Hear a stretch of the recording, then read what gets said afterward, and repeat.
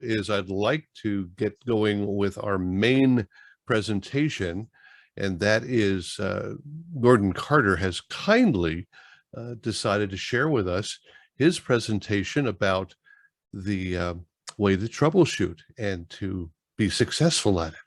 So Gordon, we're going to turn it over to you. All right, thank you, Barry. I'm going to do a little screen sharing here, I hope. You got it. How about that? It sort of works. And Boy. I don't know whose phone that is, but it's not mine.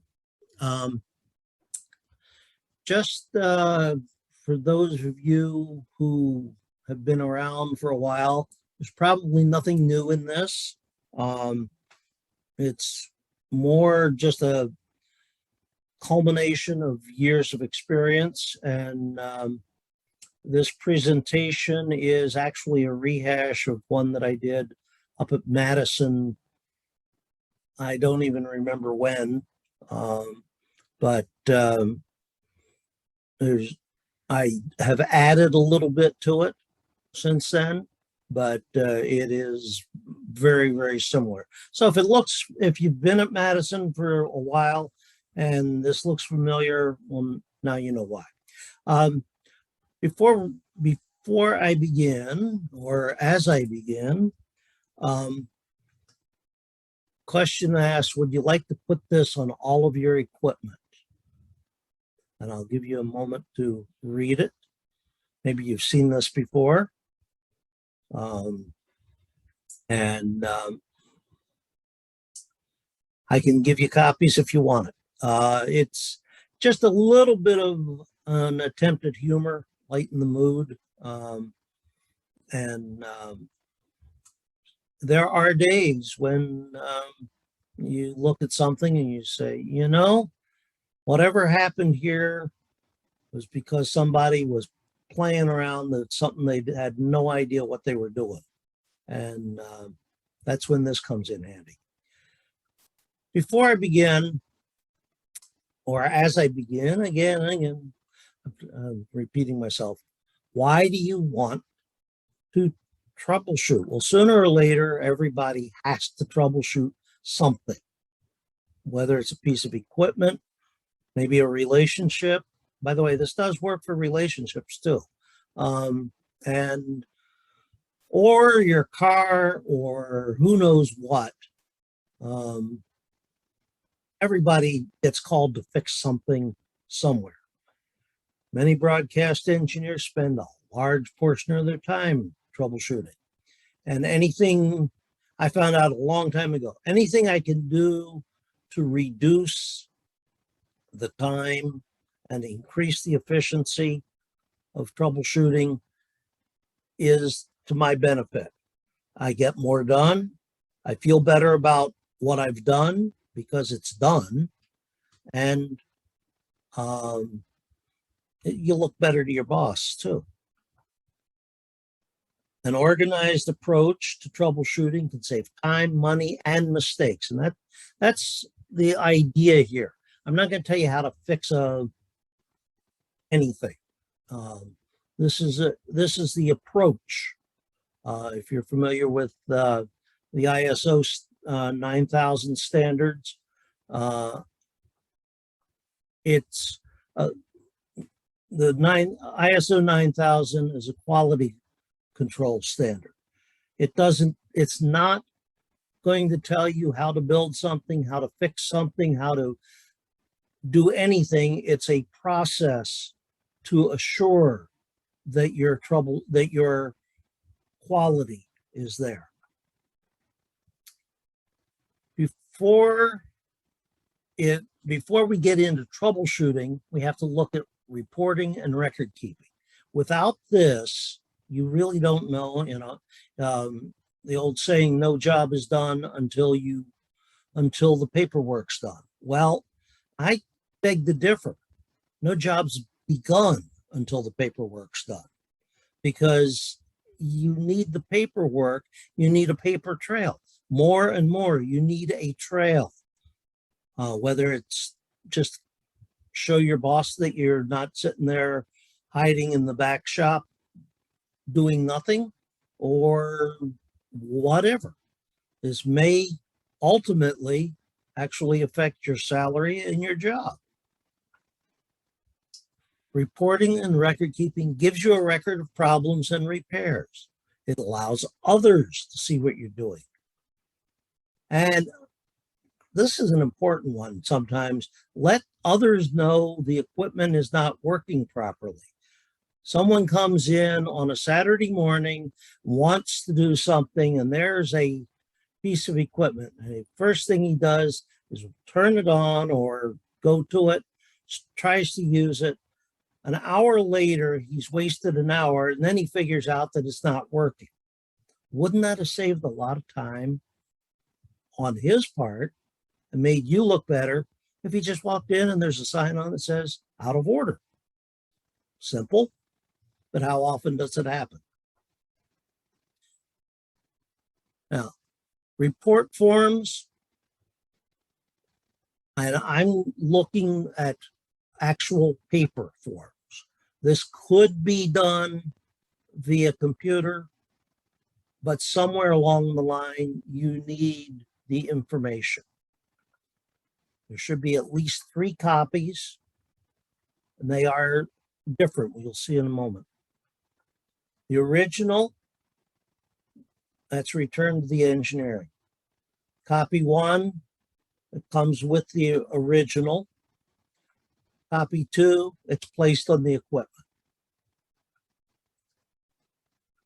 On all the forms, you need simple instructions. Again, if it's done on a computer, it's got to be there. Some kind of sequential ID number. This is important because at some point, someone's going to ask, what happened to this? If you don't have an ID number and you don't have a report on it, who's to say you didn't just discard it? If you have an ID, a sequential number that is automatically put in ahead of time, somehow, so that if there's a missing number, you know there's something missing. Day, date, and time, who originates it, the location of the equipment, and in larger facilities, that's really important. And the equipment with the problem. It's important that all the equipment be labeled so that everyone knows what this piece is. The label could be just a simple paper label that's taped on, or up to and including a barcode that they can scan. And the nature of the problem. That's the important, well, they're all important. The nature of the problem. And there you want them to be as specific as possible. On the original and copy 1, you have everything we just mentioned, and then date and time received by the engineering department, name or initials of the person that took it in, a checkbox of some sort that, oh yeah, this really is there. I checked it and I saw it. Or I couldn't find anything wrong with it. Sometimes that happens. Sometimes it's pilot error. We'll get into that a little later. The cause of the problem, date and time the repair is completed, who made the repair, and then a space for comments. And you can see there's a process here. As you go through, just fill it out, and it gets you to fill out the form, actually gets you to get the work done. And then what happens to the forms? The original form goes into your files. Again, I'm referring to paper, but again, computers with a database of some sort, you want the same thing, same process to happen. Now, let me just say a quick word about computer programs. I have not found one that I feel is ideal. There's some that come close, and the biggest catch on most of them is the price. There's one that I've been told, I've not seen it, but I've been told is very, very, very good. But if you want to pay $14,000 a year for it, that's up to you. Most radio stations don't have that kind of budget. Unfortunately, most of these programs have been set up, they've been designed, and they're intended to use in very large corporations, and they've got the money, but there's no way to, in a lot of cases, no way to downscale it. There are a few freewares out there. They all have some shortcoming. What you want to live with, I'm not going to tell you which one to use, which one not to use. It's which one you want to live with. And from there, that's your choice. Copy one, that gets returned to the person who originated the complaint after you've repaired it. That way he knows that you followed up on it, that you've done something, what you've done, and like I said, there's a space for comments. You might want to tell them next time, don't spill your soda into the machine. Whatever. Copy two, that's placed on the equipment as an out of order tag. It stays there until the machine is fixed.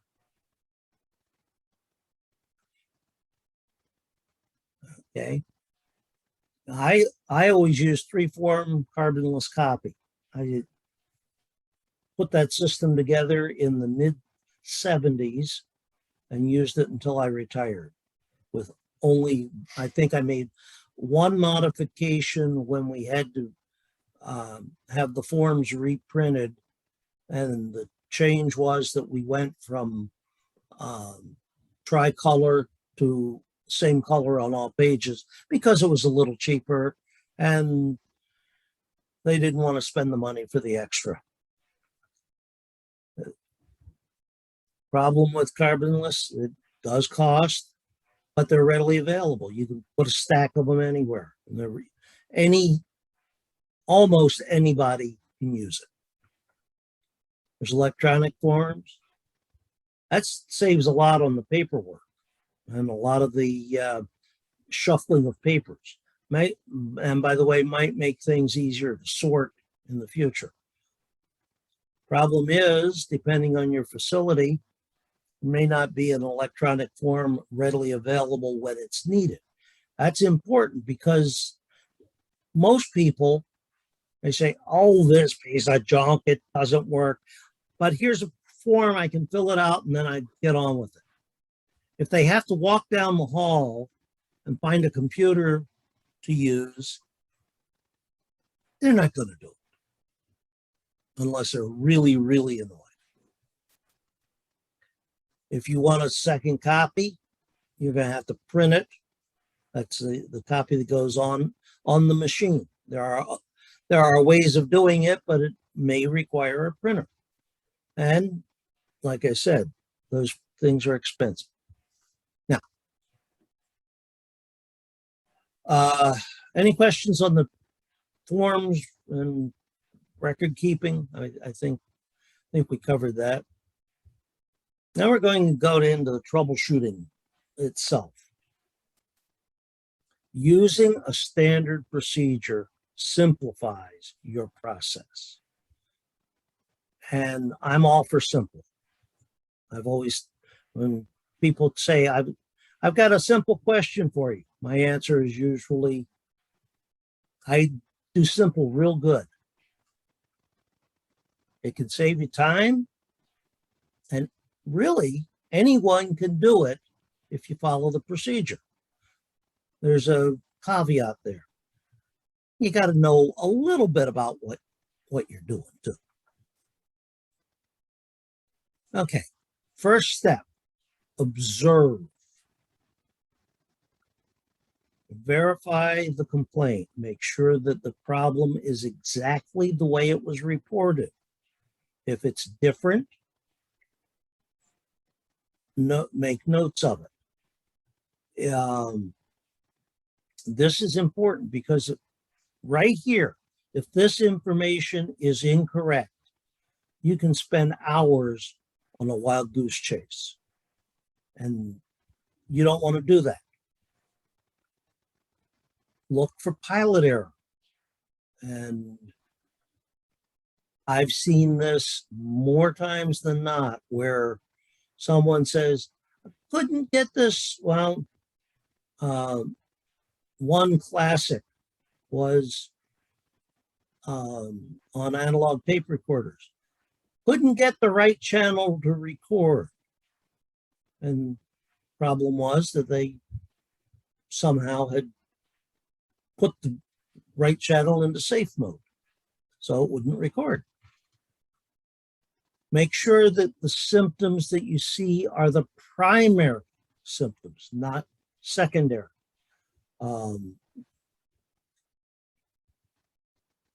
Classic one here, I think of a situation my wife had years ago.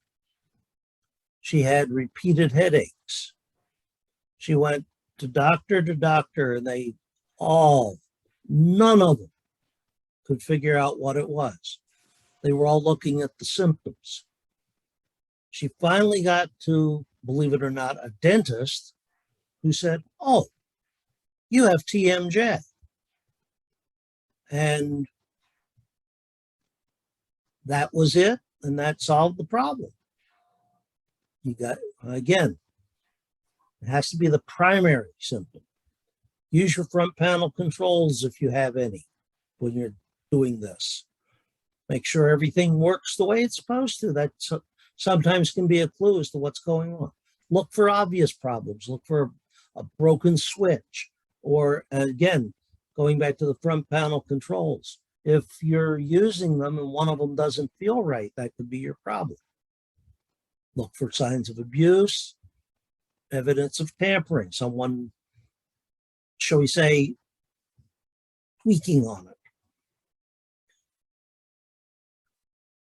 Part of your observation, study the documentation on the machine or whatever it is. Learn its logical path. How does the signal get from the input to the output? What happens in between? Examine troubleshooting tips in the manual, on the website, wherever else you can. It's amazing the wealth of information you can get from the internet these days on some of the most obscure equipment and finding the problems. The catch is the internet is unfiltered. And as a result, you get a lot of stuff that is incorrect. So you have to take anything you see on the internet with a grain of salt. And talk to other people, especially people that have the same types of equipment that you do. People that have been around for a while. They may not have the same equipment, but just from years and years of experience, they might have an idea where to look. Step 2, hey, we're going to open it up. First thing is isolate the problem. If it's a piece of equipment, disconnect it from other things. Make sure that the problem is there and not coming in or with whatever's following it. If it's software, make sure there's no other programs running. Again, the main thing here is make sure that the problem is what it is reported. I can't overemphasize that enough. If you have the wrong information, you're going to end up with wrong conclusions. Remove covers if appropriate. You don't have to if you don't need to. But sometimes it can be revealing.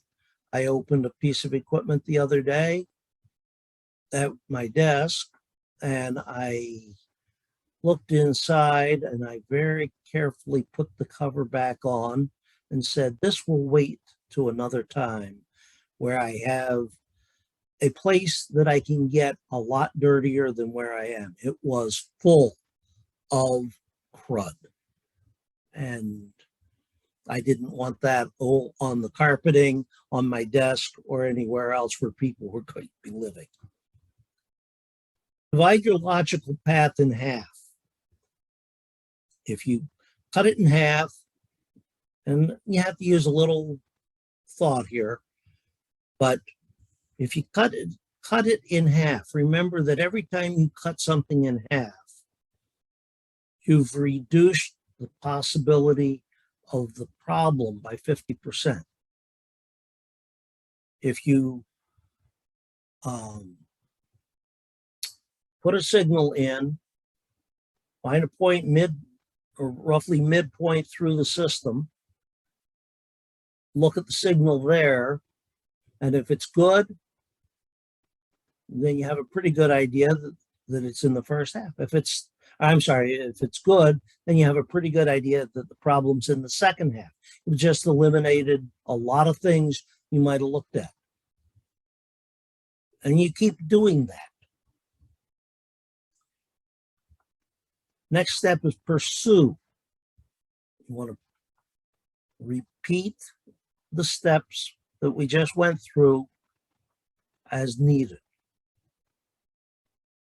So if you have to cut it in half several times, great. Keep going. Each time you do it, you eliminate a lot of possibilities. Use your test equipment as needed. Do not rely on hunches. Gets you into trouble every time. And that's the voice of experience saying that. Someone says, oh, this piece of equipment is doing this. And you say, well, based on my previous experience, it's probably this. But and you may be right, but that shouldn't be your primary thing.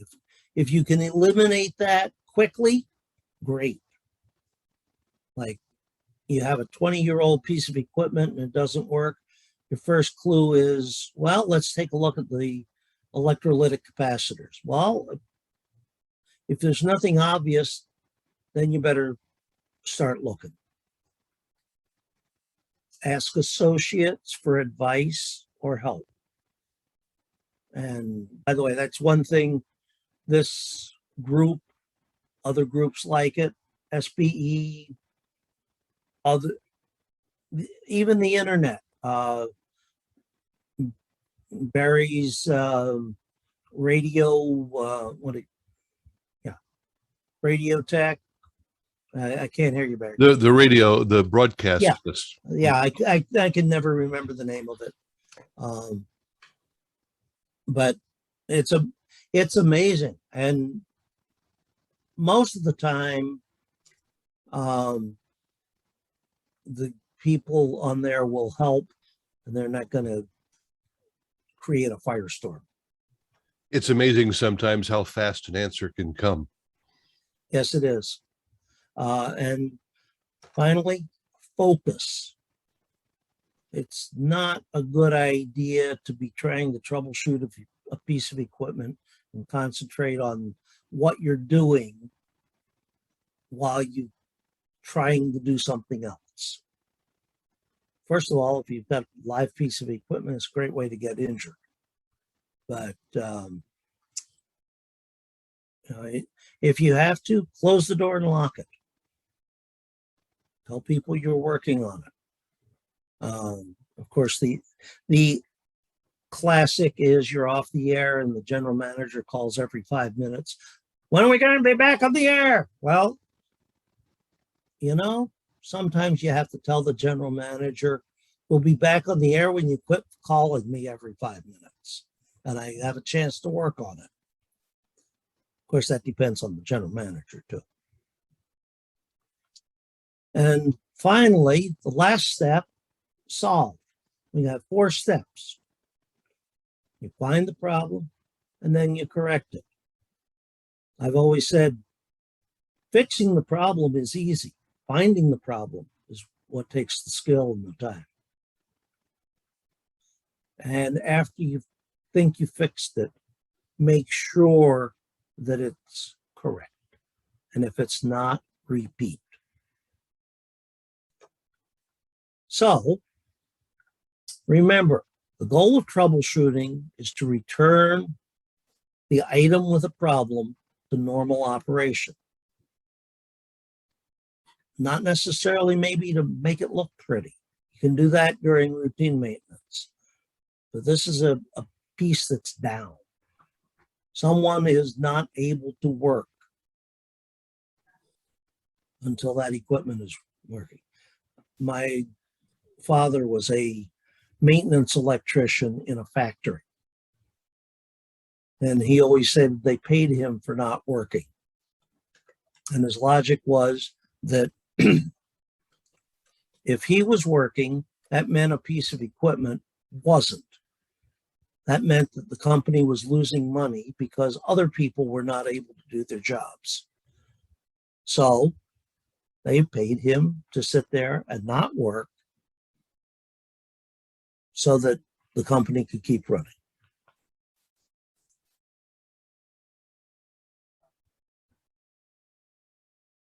Little acronym here, whoops.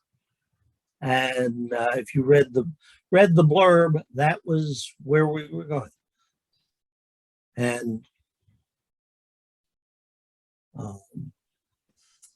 that is pretty much it. Well, that's It's great. simple, a 4-step process. I've used this for years without even knowing it sometimes. When I presented this at Madison, I was also on the committee, and one of the speakers shortly after me was having trouble with his PowerPoint. And being part of the committee, I went up and helped. We weren't able to get it. We just were too pressed for time. And after I went and sat down, the guy behind me tapped me on the shoulder and said, "That was amazing." I said, "What?"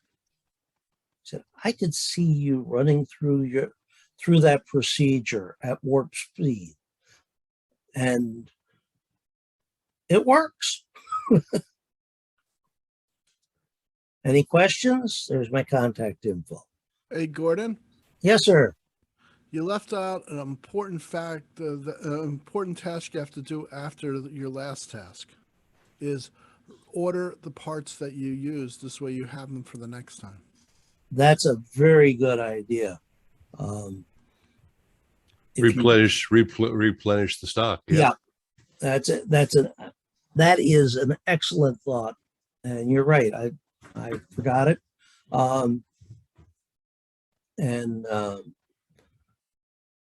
Especially important is if you had to buy parts to repair it in the first place, because that means that you're probably going to need them again.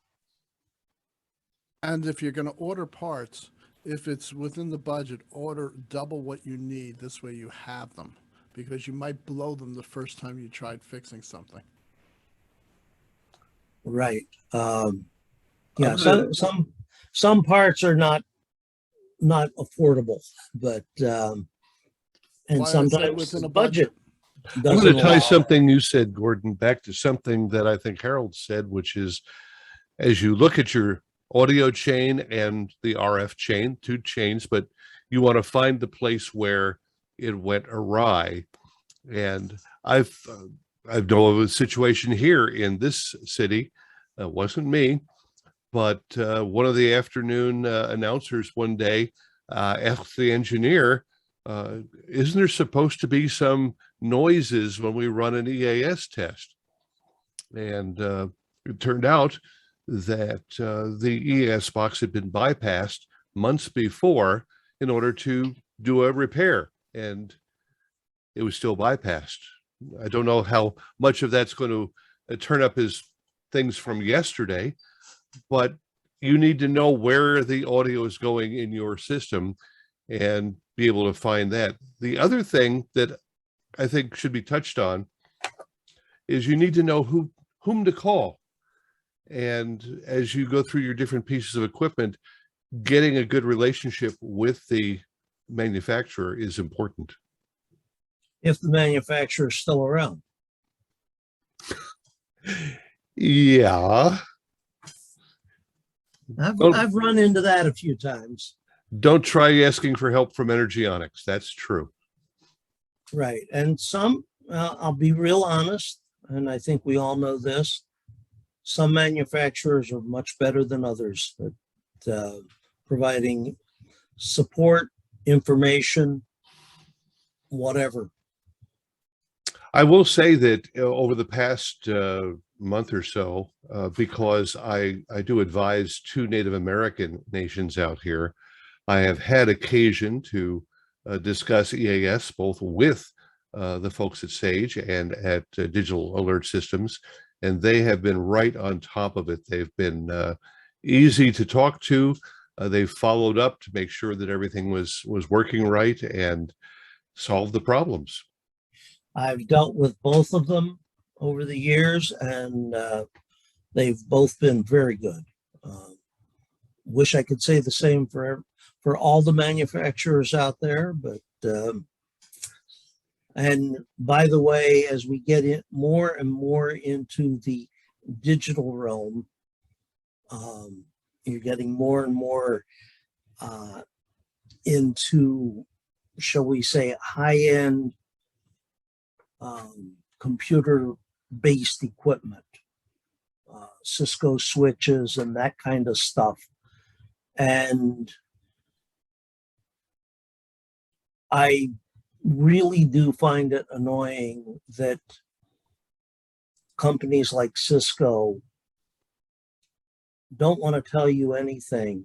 They want to sell you a course on how to be an expert in their stuff. This has become a problem in many areas. In some cities, stations are passing laws, the right to repair, which companies are trying to prevent. Eric Schechter makes a comment here, Gordon, about making a list of switch mode power supplies used in critical gear to find generic replacements on Mauser or DigiKey. He says this goes for older Symmetrics, Intraplex, or similar gear that might be aging. It seems like sage advice. Yeah.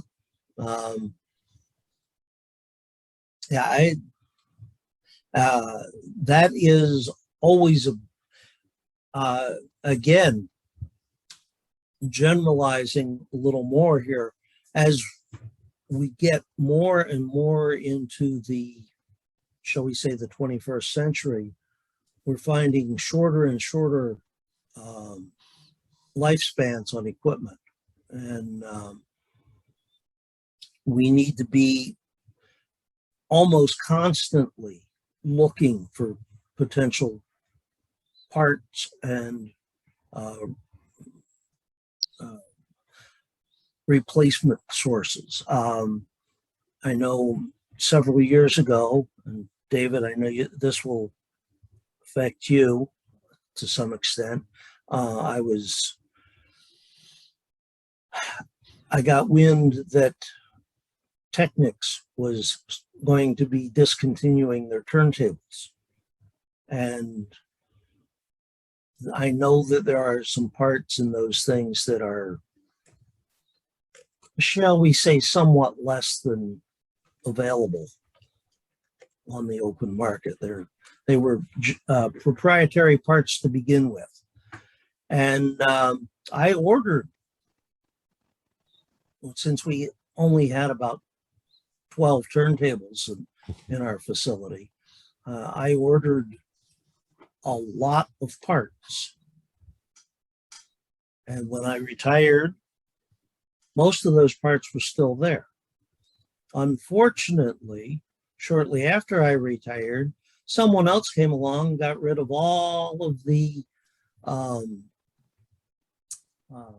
do you call it? Got rid of all of the Technics turntables. And I'm going to guess that that supply of parts, which probably could fund my retirement, not that I need it, but they probably ended up in a garbage can somewhere. Largely when I got into the tech side here locally as a chief engineer, we had one station. He had 4 of everything in stock. His office shop was just wonderful. As a friend, and you were in trouble, he would gladly help you out because it would never be his last part. They brought another guy in a few years later and offered him an extra, I guess, $200 a month salary if he cut the parts budget down to nothing. And as a result, you could go out to the station and not find anything any longer. You'd have to go order it. Gordon, Joyce says here. I'm just looking at the chat right now, and I saw Joyce, and I'm going to address Joyce's. I'm going to do something real quick. I'm going to try the 4 steps. See if I can do this. Pardon me while I figure out what I'm doing here. Gordon, I was going to say that I appreciate the paperwork, the nod toward paperwork. I found as assistant chief or studio chief that looking at the paperwork and starting to see trends, like I'm always replacing little indicator lights or LEDs, it's time to address it with longer life or bigger build out resistors. But what I really noticed both in radio and also in the studio, that if you saw enough operator errors pop up that you knew as an engineer it was an operator error, you could do like just a quick little class so everybody knew how to run the DAWs the same way or the open reel machines in the day the same way. That was really helpful. Okay, pardon me, I'm trying to do something here and I don't know what I'm doing.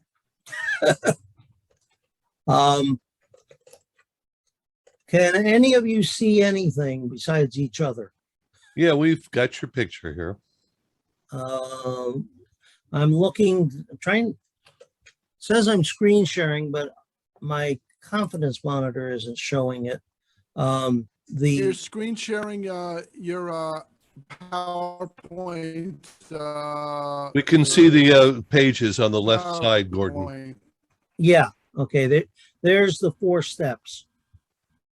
Someone had asked for that. I think that's what you're seeing, yes? Yes, that's what we're seeing. By the way, Gordon, yes. Yes. And by the way, Gordon, your activation failed. My activation? Okay, I'm a little confused. Microsoft. David's having a moment here. Oh, No, it's well, it's I right am on too. the I top. can't figure out what I'm doing. For some reason, I've got a screen up that I can't get rid of. Oh, I can get rid of it. That's there. Here goes. Well, it's not. Eric mentions to Joyce that he likes to start with a power supply and train newbies on how to use a multimeter. Well, if you're training, yes. And I saw an earlier question from Joyce about training. Problem is, while power supplies are often the problem, if you assume that the power supply is the problem, that's not necessarily the most efficient way to do it. You could spend a lot of time just trying to figure out where the voltages are. And then you get there and you find, oh, everything's fine. Must be something else. Why not just start using a troubleshooting method to begin with? There are usually clues, especially in analog systems, but in digital systems as well, as to what the, if it is a power supply in an analog system, high distortion, hum, noise, they're all symptoms that could be a power supply. In a digital system, erratic operation. If it's a hybrid system, digital to analog, you can get glitches and all that stuff. So again, if you're trying to train someone, training them on troubleshooting a power supply isn't a bad idea. But in terms of real life, doing it on a day-to-day basis, I think it's much better to follow a procedure.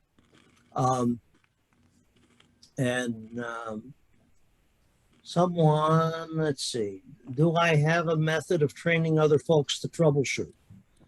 And yes and no. The method is follow these 4 steps and do what you need to do to get to Carnegie Hall. Practice, practice, practice.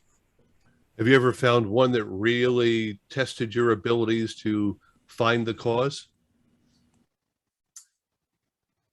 Yes and no.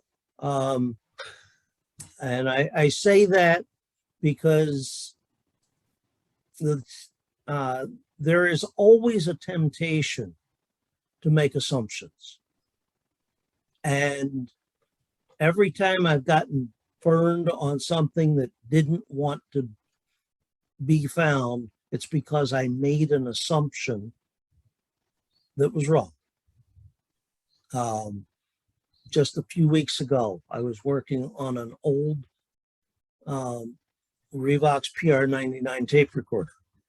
It had an audio problem, and it was kind of weird because the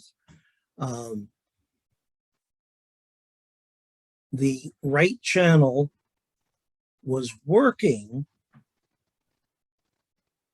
but there was no right channel output. If you switched it, it has a switch where you can reverse, so you could switch it to reverse the channels. And yes, you could hear that both left and the right channels were there and they were separate, but there was no output. Well, I said, oh, it's got to be this. Well, I was almost right. But after I unsoldered an IC, because the voltages were wrong on the IC, I unsoldered the IC and put in a new one, and it still didn't work. And then I found that there was a capacitor in the, trying to remember where it was, pardon the hesitancy. There was a capacitor in the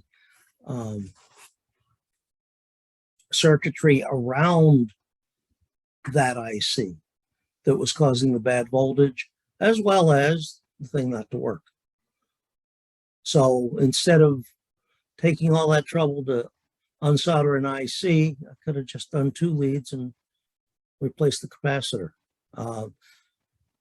And again, just a bad assumption. Not following the rules. Probably one of the reasons we don't see master pots on consoles anymore are the number of disc jockeys that faded the master pot down to 0 and wondered why they were off the air. Yep. Of course, if you get into the world of sound reinforcement, they're everywhere. They say you can't dummy proof everything because there are more dummies than proofs. I've heard a slightly different. It's impossible to make anything foolproof because the fools are so ingenious. That works for me. I used to be really, down on the idea of making any assumptions. And I would try and eliminate all assumptions. What I have come to believe now is that in order to function in life, we're always making some assumptions, and troubleshooting stuff is no different. But we've got to be humble enough and willing to always test those assumptions and make sure that those assumptions are still good, because you've got to start somewhere. And if you've been down the road and something's happened to you before, or something similar's happened to you before, pretty good probability it may be similar, but the idea is always be willing and humble enough to test your assumptions. Well, that's goes along with what I said before, that if your experience is there and you say it's probably this, you may be right, but don't waste a lot of time trying to get there. Again, when I was working for WFMT, we had, one wouldn't call it a large facility, but it was a moderate sized facility. We did have at one time 30 analog tape recorders in our system. And at that time, we only had 2 engineers, and one was spending about half of his time at the transmitter. And so we really didn't have a lot of time to devote to troubleshooting. And so you have to become efficient. And of course that helps all the way around. A contract engineer, if he's not efficient, he's going to be wasting a lot of time and losing a lot of money that he could be making going on to other jobs.